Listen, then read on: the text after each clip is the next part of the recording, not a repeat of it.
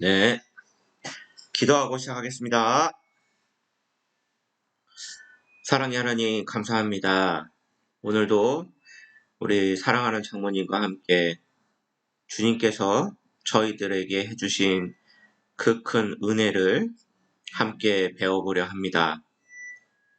지옥에 갈 수밖에 없는 죄인된 저희들을 위해 주님이 몸소 이 땅에 오시고 또한 저희들이 당해야 될 고통을 몸소 다 당하시고 저희들의 죄를 모두 가지고 저희들의 죄사함을 위해 목숨까지 내어주신 그 큰 은혜를 오늘 저희들 잘 배워서 저희 마음에 믿음으로 바뀌어질 수 있도록 주님 도와주시옵소서. 시작하는 시간부터 끝나는 시간까지 오로지 주님께만 의지하며 저희를 죄악에서 구원하여 주신 예수 그리스도 이름으로 기도드렸습니다. 아멘.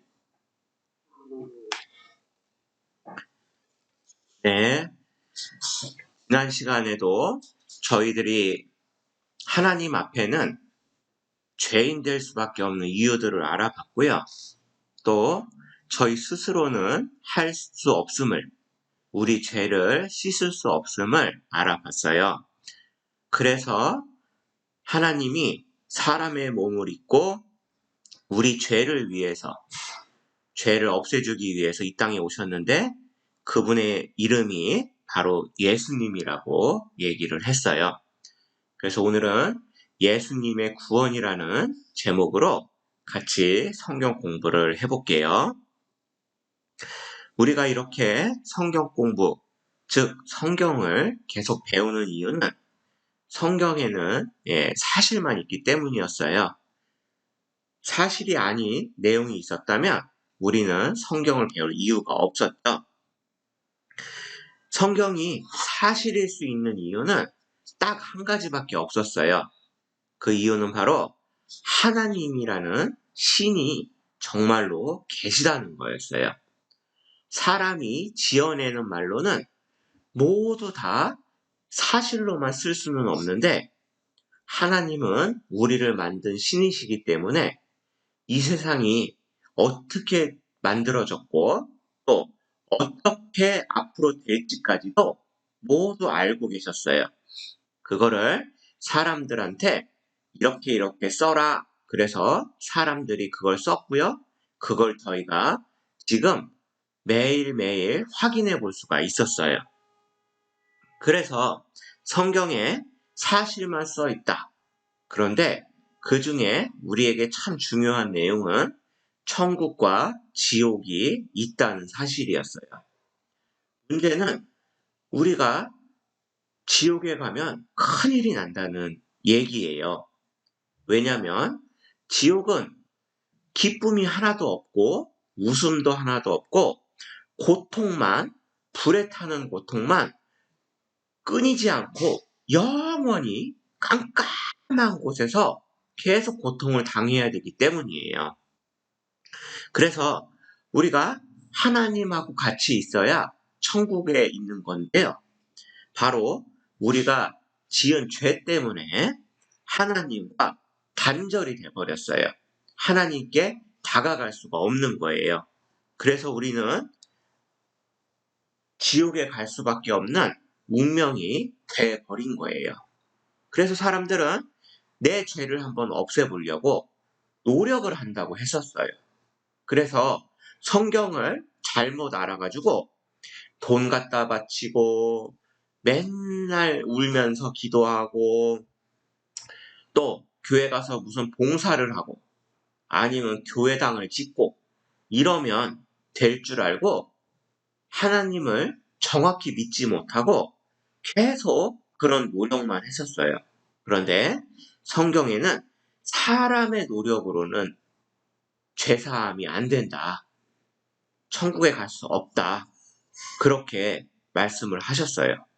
그래서 성경에 이미 써놨는데 사람들이 참 공부는 안 하고 자기 마음대로 성경을 믿으려고 그래서 문제가 되는 거예요. 성경에 보니까 마태복음 19장 26절에 보니까요.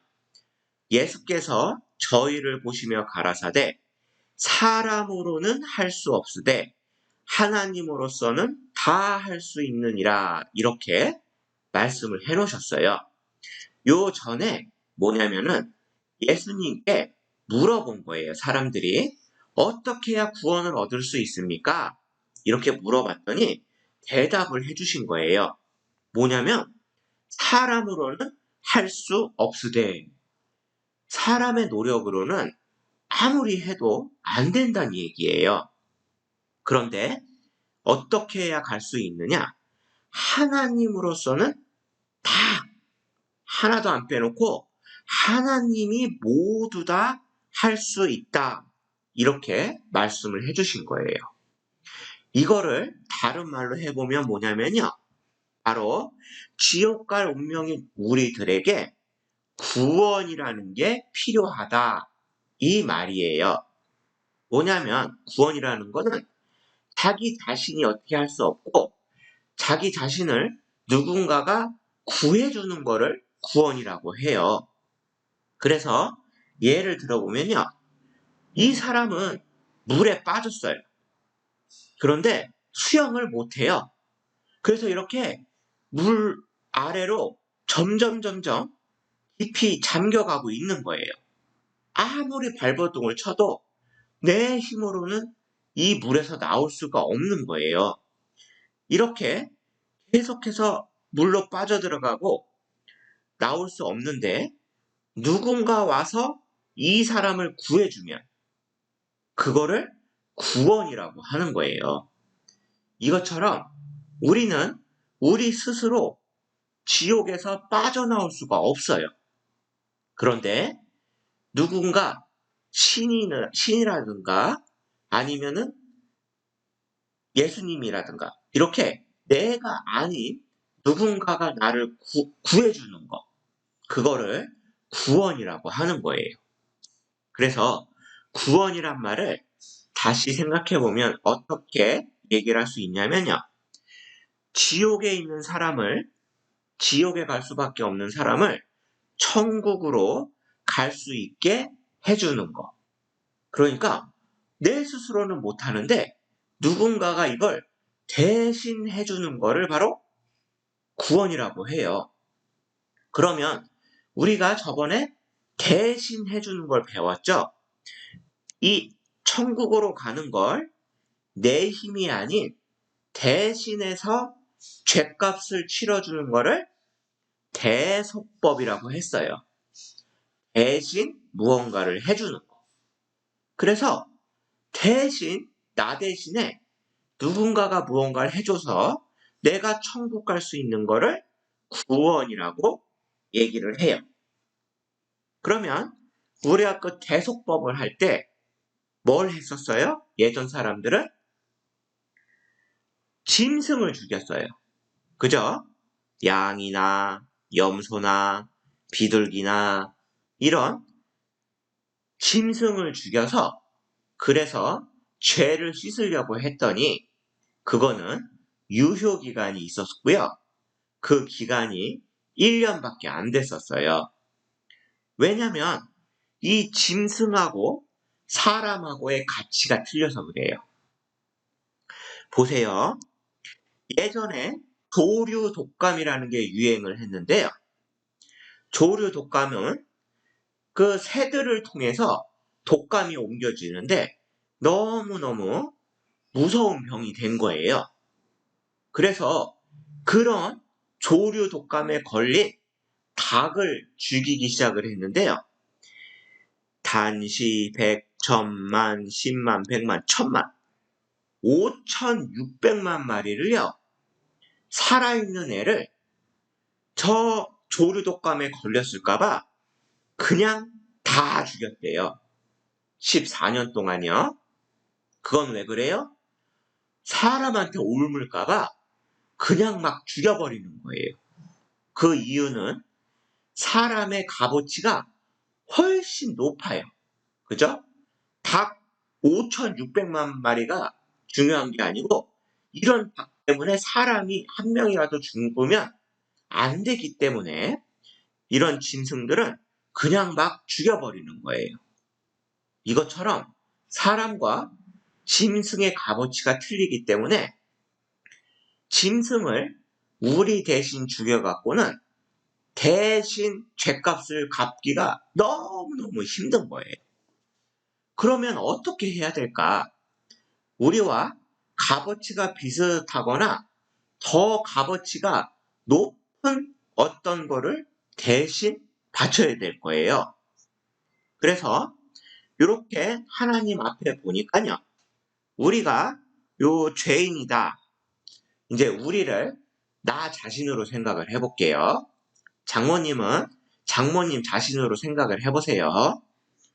여기 장모님이 있어요. 그런데 이 죗값을 다른 사람이 만약에 대신 짊어져 준다. 그러면 그 값어치는 비슷하니까 될 것도 같아요.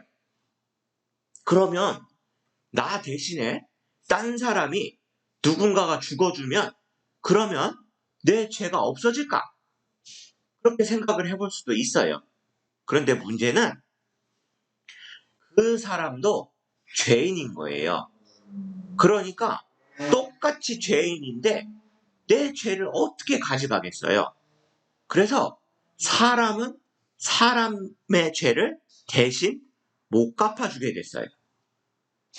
그러면 내 죄를 영원히 다 갚아주려면 나보다 값어치가 더 높아야 되는 거예요. 아니 그럼 나보다 값어치가 더 높은 거는 누가 있을까? 사람끼리도 안 되면 도대체 누굴까? 생각을 해보니까 바로 나보다 값어치가 높은 분은 신이신 하나님밖에 없는 거예요.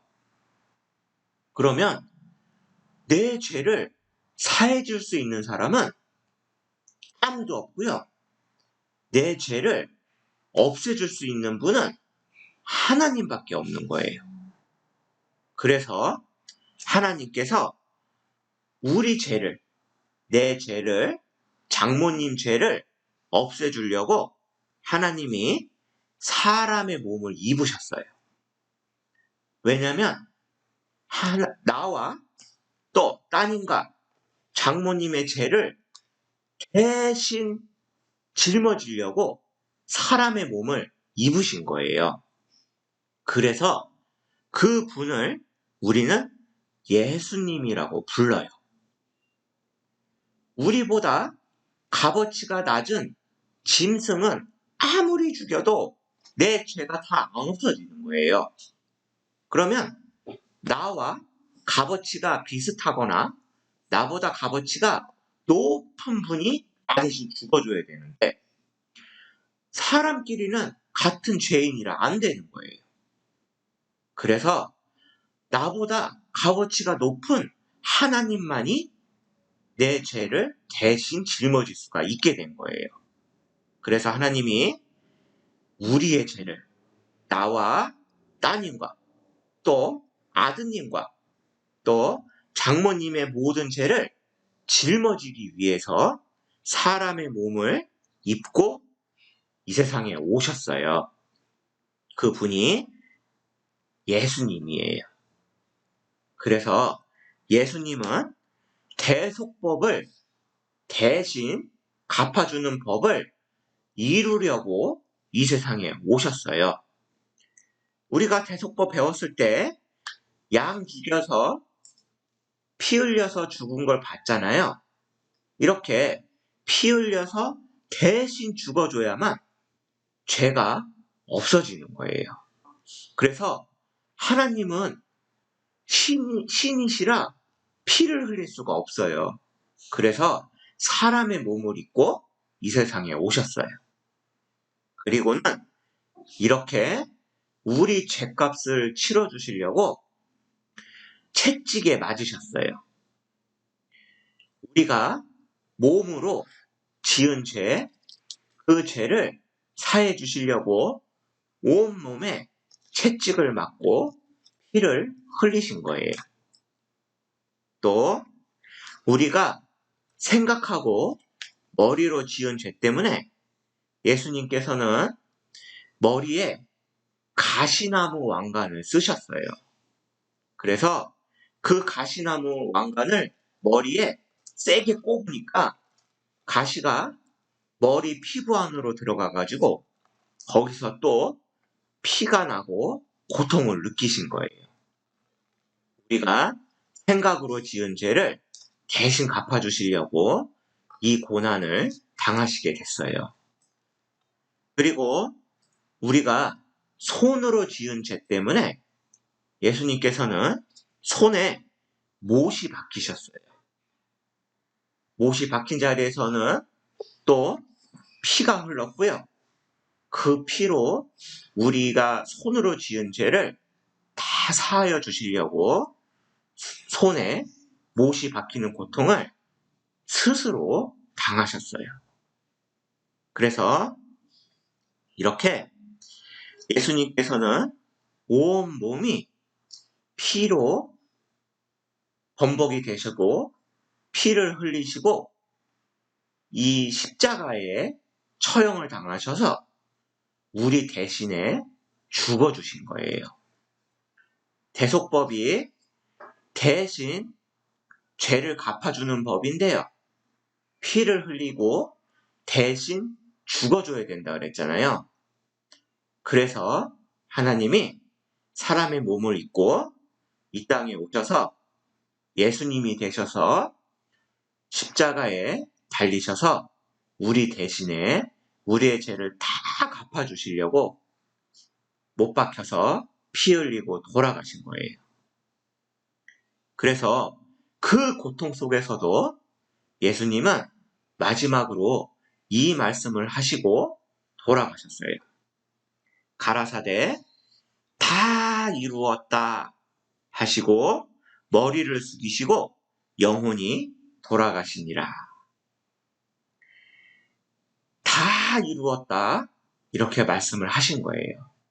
뭐냐면 이 세상에 사는 모든 사람들의 과거와 현재와 미래의 모든 죄를 다 가지고 가셨다 그 뜻이에요.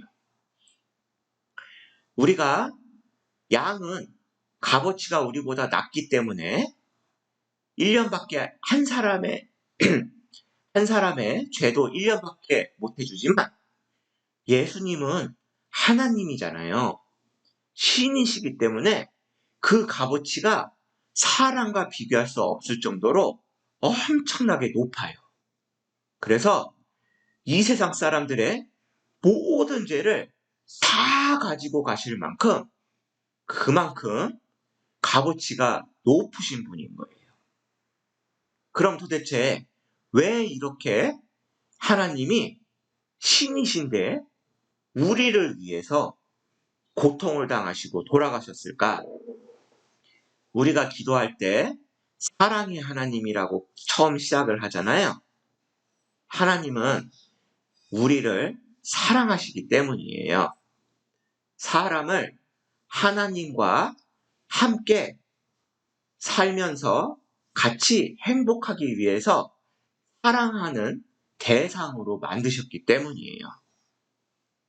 그래서 직접 그렇게 사람의 몸을 입고 오셔서 우리 대신에 모든 고통을 당하시고 십자가에 달려서 돌아가셨어요. 그래서 정리를 해보면 내 죄가 이렇게 있었어요. 장모님의 죄라고 생각을 해보세요. 요 나라고 쓴 게 장모님이라고 생각을 해보시고 저는 저라고 생각을 해볼게요. 내 죄가 이렇게 있었는데요. 이렇게 예수님이 오셔서 내 죄를 싹 가지고 가셨어요. 그런데 여기서 끝났으면 내 죄가 다시 나한테 돌아올 수도 있어요. 그런데 예수님이 피 흘리심으로 내 죄를 다 없애주신 거예요. 그러면 내 죄가 하나님 보시기에 내 죄가 없어진 거예요. 그러면 분명히 하나님한테 가서 죽고 나서 하나님 앞에서 심판받을 때 죄 때문에 지옥에 간다고 그랬는데요. 예수님이 내 죄를 싹 가지고 가서 피 흘리시고 돌아가셔서 이제는 내 죄가 하나님한테 안 보여요. 그러면 나는 어딜 가게 될까요?